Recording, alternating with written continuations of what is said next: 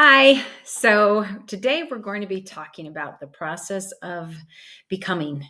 And when you are trying to navigate this career journey, this path, you aren't really sure who you want to be. And maybe but I bet you a lot of us are still figuring it out. And it's funny because you would think that as an adult, you know exactly what you are going to be when you grow up because you've already grown up. But right now, it's kind of interesting because you're returning to work and you're not really sure what you want to do. You're figuring things out. You're not sure how much money you can make. And some of us have the luxury of being able to return to work and get to do whatever you want, meaning you can pursue something part-time, you can pursue your passions. And there are others of us that have to work to pay the bills, and it's scary. And it's scary regardless, but it's scarier when you have to pay the bills and your income is going to drive a lot of your decision making. And for me, when I returned back to work, I wasn't even sure what I could do because since I had graduated in communications and had an emphasis in advertising, and now everything was digital, I really didn't think I could do advertising anymore. And so it was like I was starting from scratch. And so today I want to encourage you to make a list of all of the things you really enjoy doing.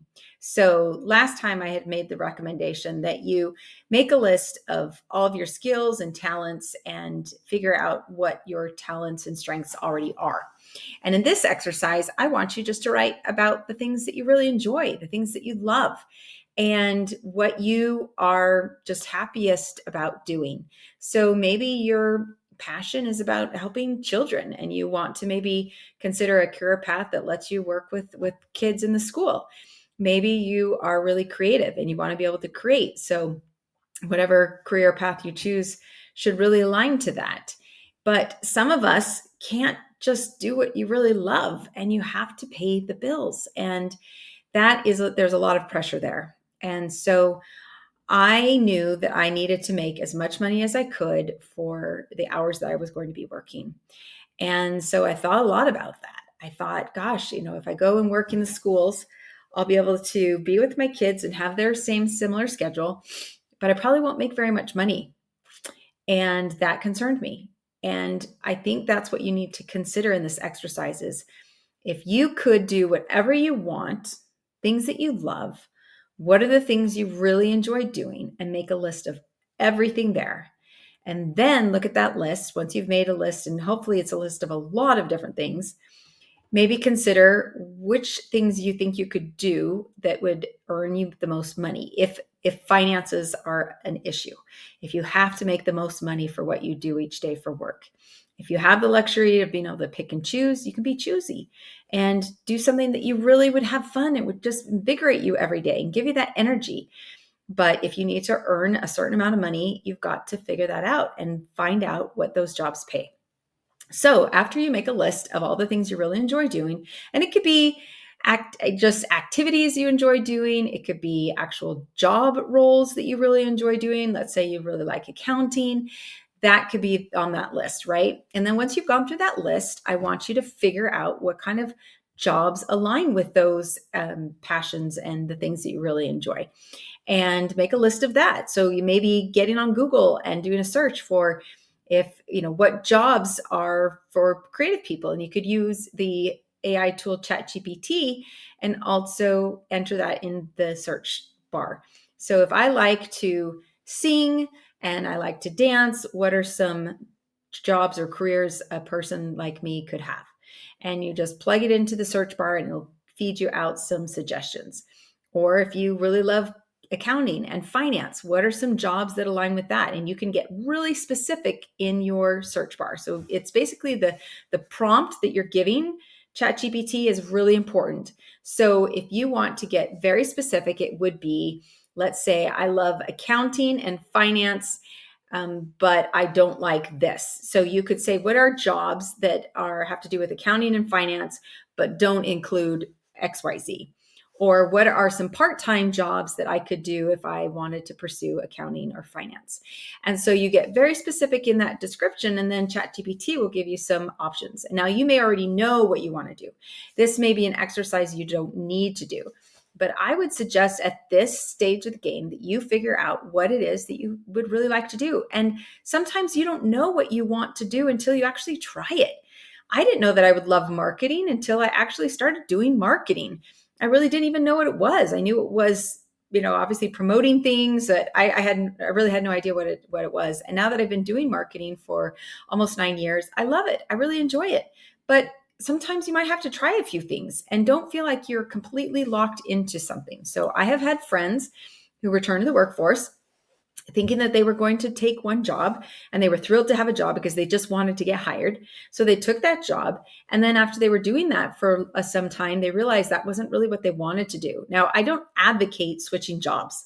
You really need to have some consistency on your resume because you want to show that you are committed.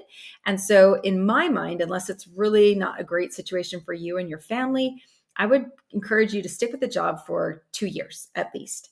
And in that time, your goal should be trying to take on more responsibility, perhaps get a promotion.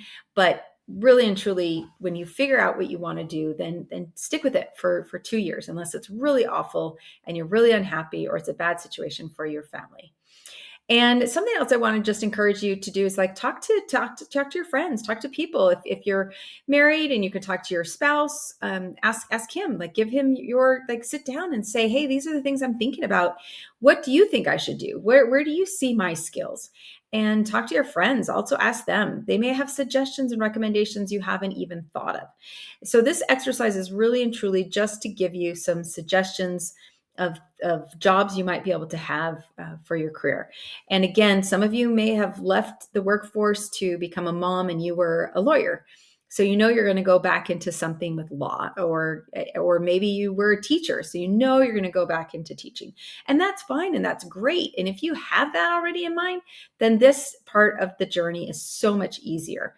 But I would also encourage you to talk to other people, because over time you've grown, you've changed. And some of the things you may have loved doing before you had kids aren't the same things you want to do now. And maybe you want to pursue something completely different that you never would have wanted to do right out of college.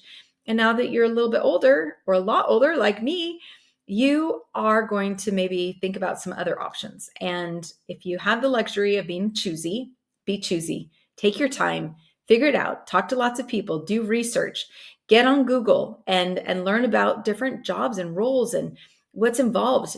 Something else that's really helpful is getting on Glassdoor.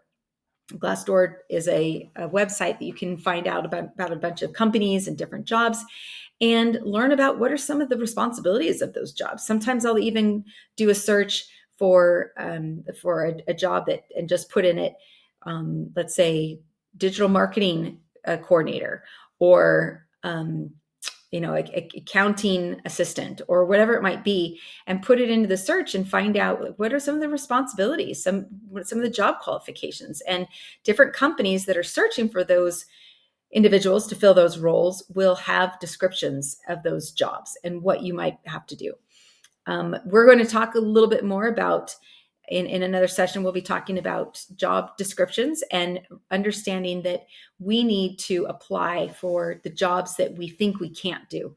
And I know that sounds a little bit unusual. Then why would you apply for a job you can't even do?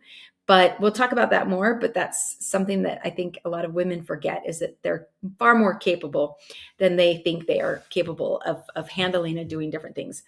I wanted to share with you a quote before we end this session. This is by Anna Quindlen, and she was a Pulitzer Prize winner in commentary in 1992. So she's an author, and she is a writer.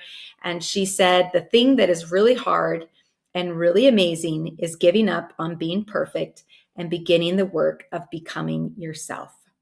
So we are going to all become. This is our time to be brave. This is our time to take that leap of faith and try things that are hard and out of our comfort zone. And we are going to become who we were supposed to become all along. And life has changed us. Life has transformed us. Children have refined our edges, and we are going to become the best versions of ourselves. And we're going to be on this journey together. And Braven is here to help you. So we'll talk more soon, but hopefully this session is helpful. And so make sure that you go and make that list of the things you love to do and kind of decide what job you're going to want to have. And we'll talk more about all this another time.